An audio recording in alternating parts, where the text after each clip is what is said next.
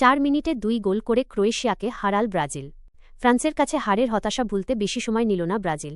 পরের ম্যাচেই ক্রোয়েশিয়াকে হারিয়ে জয় ফিরল 5বারের বিশ্ব চ্যাম্পিয়নরা। নিজেদের ঘরের মাঠে বাংলাদেশ সময় বুধবার সকালের ম্যাচে ক্রোয়েশিয়াকে 3-1 গোলে হারিয়েছে ব্রাজিল। শেষ দিকে 4 মিনিটে 2 গোল করে জয় নিশ্চিত করেছে সেলেসাওরা। ব্রাজিলের হয়ে গোল 3টি করেন দানিলো, থিয়াগো ও গ্যাব্রিয়েল মার্টিনেল্লি। ক্রোয়েশিয়ার একমাত্র গোল ফেরত দেন লুভরমায়ের। ম্যাচ জুড়ে বল দখলের লড়াইয়ে এগিয়েছিল ক্রোয়েশিয়া, তবে গোলের জন্য 11টি শট করে দাপট দেখায় ব্রাজিল। এর মধ্যে 7টি ছিল লক্ষ্য বরাবর। বিপরীতে 10 শটের 4টি লক্ষ্যে রাখতে পারে ক্রোয়াটরা। ফাউলের ছড়াছড়ি দিয়ে শুরু হওয়া ম্যাচে ধীরে ধীরে গুছিয়ে নেয় দুই দল। একের পর সুযোগ তৈরি করতে থাকেন ভিনিসিয়াস জুনিয়র, দানিলোরা। কম যায়নি ক্রোয়েশিয়াও। প্রথমার্ধের অতিরিক্ত যোগ করা সময়ের প্রথম মিনিটে ব্রাজিল গোলরক্ষকের ক্ষিপ্রতায় গোলবঞ্চিত হয় সফরকারীরা। পরের মিনিটে ভিনিসিয়াসের জাদু।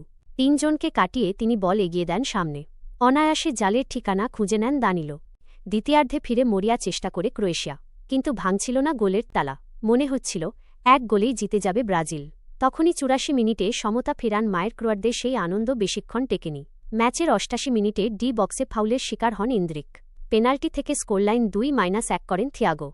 এর মিনিট 4 পর ইন্দ্রিকের পাস থেকে দলের তৃতীয় গোল করেন মার্টিনেল্লি।